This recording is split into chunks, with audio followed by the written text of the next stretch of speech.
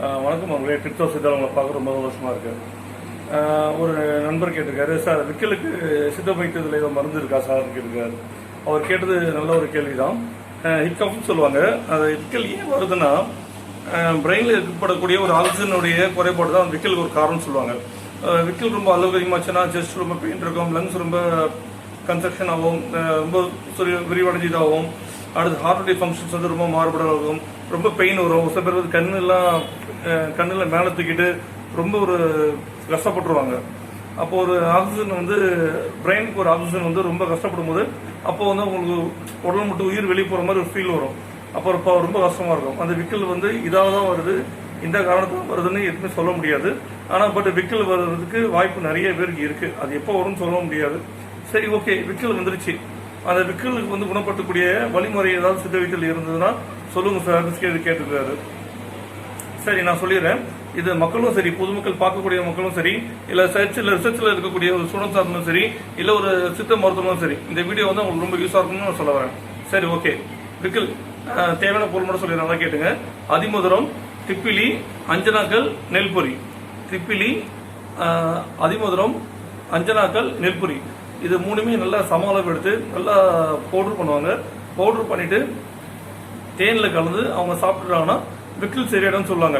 சரி, இவ்வளோ சிம்பிளாக இருக்கு சார் அப்படின்னு நீங்கள் சொல்லலாம். சித்த மருத்துவத்தில் எல்லாமே வந்து பார்க்க ரொம்ப சிம்பிளாக தான் இருக்கும், ஆனால் அது செய்யக்கூடிய வழிமுறை ரொம்ப அதிகமாக இருக்கும். சரி, ஓகே. இப்போ அஞ்சனாக்கல் இருக்கு. அஞ்சனாக்கல் வந்து ஒரு கருப்பு நிற ஒரு கல், பாறாங்கல் மாதிரி இருக்கும். ஒரு வெயிட் இருக்கும், அது கொஞ்சம் நல்லா ஹார்டாக இருக்கும். அதை எப்படி சுத்தப்படுத்துற விஷயமா சொல்லிடுறேன் கேட்டுங்க. அஞ்சனாக்கல் வந்து ஒரு எடுப்பாங்க பீஸ், ஒரு 5 கிராமோ 6 கிராமோ 10 கிராமோ எடுப்பாங்க. ஒரு 100 வருடம் பழமையான ஒரு வேப்ப மரத்தில் ஹோல்ஸ் போட்டு, அந்த ஹோல்ஸ் போட்ட இடத்துல அஞ்சனாக்கல்லை வச்சு அதை பொதிச்சிடுவாங்க. மேலே ஒரு சாணத்தை வச்சு அதை மறைச்சிடுவாங்க. அப்படி 21 நாள் கழிச்சு அதை வெளியெடுப்பாங்க. அதை வெளியெடுத்து அரைக்கீரை சிறுக்கீரைன்னு சொல்லுவாங்க இல்லையா, அதில் சிறுக்கிற சாறில் 1.5 மணி நேரம் அரைப்பாங்க. நல்லா அரைச்சி நல்லா பவுடர் மாதிரி கொண்டு வருவாங்க, ஒரு பேஸ்ட் மாதிரி கொண்டு வருவாங்க. அதை மட்டும் அந்த பேஸ்ட் அப்படியே எடுத்து மொத்தமாக எடுத்து ஒரு சின்ன கல்வத்தில் வச்சுட்டு 50 to 60 எரு, பசுமாட்டோட எரு வச்சு புடம் போடுவாங்க. அந்த புடம் போட்டுட்டு அந்த புடம் போட்ட பிறகு அது ஒரு வரும், ஒரு சின்ன ஒரு சாம்பல் மாதிரி வரும். அந்த சாம்பல் எடுத்து செவ்வெளின்னு சொல்லக்கூடிய செவ்வெளியில் போட்டு நல்லா ஒரு 2 நாள் நல்லா கிண்டி விடுவாங்க. கிண்டி விட்டுட்டு வெயிலில் வச்சு நல்லா கிண்டி விடும்போது என்னன்னா நல்லா கலங்கி வரும். அப்புறம் அடுத்து 3வது நாள் அது தண்ணியை மட்டும் ஃபுல்லாக வடிப்பாங்க. வடிச்சிட்டு இன்னும் கொஞ்சம் பச்சை தண்ணி விட்டுட்டு திரும்ப ஒரு கிண்டுவாங்க. அந்த மாதிரி 2 நாள் பண்ணுவாங்க. 3வது நாள் என்ன பண்ணுவாங்க, அந்த தண்ணி ஃபுல்லாக எடுத்துட்டு கீழே வந்து உப்பு மாதிரி வரும். இது உப்பு கிடையாது, இதுதான் பருப்புன்னு சொல்லுவாங்க. இதுதான் அஞ்சனாக்கல் பருப்புன்னு சொல்லுவாங்க. இந்த அஞ்சனாக்கல் பருப்பத்தை தான் இந்த விக்கலுக்கு பயன்படுத்துவாங்க. அதாவது அதிமதுரம், திப்பிலி, அஞ்சனாக்கல் பருப்பம், நெல்பொரி. ஓகே. இப்படி பயன்படுத்து அஞ்சனாக்கல் பருப்பத்தை சுத்தி செய்ததை வந்து தூய்மைப்படுத்திட்டு அதுக்கப்புறமேட்டு உணவு அந்த மரத்தில் பயன்படுத்தும் போதுதான் ஒரு நல்ல ஒரு எஃபெக்ட் கிடைக்கும். எக்காரணத்து கொண்டும் அஞ்சனாக்கல்ல வந்து டைரக்டா வந்து பயன்படுத்தக்கூடாது. இது அந்த வீடியோ தெரிவிச்சுக்கிறேன். அஞ்சனாக்கல் வந்து இதுக்கு மட்டும் கிடையாது.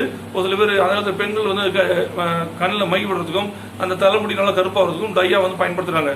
ஃபார் எக்ஸாம்பிள் நல்லெண்ணெயில் வந்து நிறைய மருந்து போடும்போது கொஞ்சம் அஞ்சனாக்கல்ல கொஞ்சம் பொடி செஞ்சு போட்டு அது தலையில் தேய்ச்சாங்கன்னா தலைமுடி ரொம்ப கருப்பாக இருக்கும். இயற்கை டையா அதை வந்து பயன்படுத்துறாங்க. அஞ்சனாக்கல் பருப்பத்தை வந்து விக்கலுக்கு மற்ற தொடர்போட அதிமதுரம், திப்பிலி, அஞ்சனாக்கல், நெல்பொரி பயன்படுத்தும் போது விக்கல் சரியாகவும் சொல்றாங்க. இது இந்த சொன்ன அத்தனை பொருள் சரிசமா அடிச்சுட்டு நல்லா வெயில நல்லா காய வச்சு ஆக்டிவ் கைன்னு சொல்லுவாங்க, காற்று உள்ள போதும் ஒரு கண்டெய்னர் அடிச்சு வச்சுப்பாங்க. அது தேவைன்ற போது பயன்படுத்துவாங்க. இப்போ ஒரு திடீர்னு விக்கல் அதிகமாக வந்துருச்சுன்னா அனுமானம் தேனில் வச்சு பொருளை கொடுக்கும் போது அவங்களுக்கு விக்கல் சரியாயிடும். சரி, ஓகே. இது வந்து விக்கலுக்கு உள்ள ட்ரீட்மெண்ட்ல ஒன்று இருக்கு. இப்போ வந்து சப்போஸ் இது செய்ய முடியல சார், இது மருந்து அஞ்சனாக்கல் இல்லை, அதிமதுரம், திப்பிலி இல்லை, நெல்பொரி இல்லை, விக்கல் எப்படி சார் சரியா சொல்லும் போது ஒரு பாரம்பரிய முறையில் ஒரு ட்ரெடிஷனலாக பண்ணக்கூடிய சித்த வைத்தியம் பண்ணாங்க. ஒரு வறுமை இலக்குமுறை பண்ணாங்க. வறுமை இலக்குமுறை தலை சிகிச்சைன்னு சொல்லுவாங்க. திலாத வருமத்தை ஆரம்பிச்சு பிடரி வரும்போது வந்து ஒரு சில வறுமை பாயிண்ட்டை வந்து அவங்க ஆக்டிவேஷன் பண்ணும்போது அந்த விக்கல் வந்து உடனே நின்றோம். இது வந்து ஒரு நிமிஷம் 2 நிமிஷத்துல வர்ம மருத்துவர்கள் நல்லா தேர்ச்சி செய்யப்பட்ட நல்ல தேர்வான நல்லா படிச்சு விஷயம் தெரிஞ்ச ஒரு சித்த வர்ம வைத்தியர் இதை சரி பண்ணுவாங்க.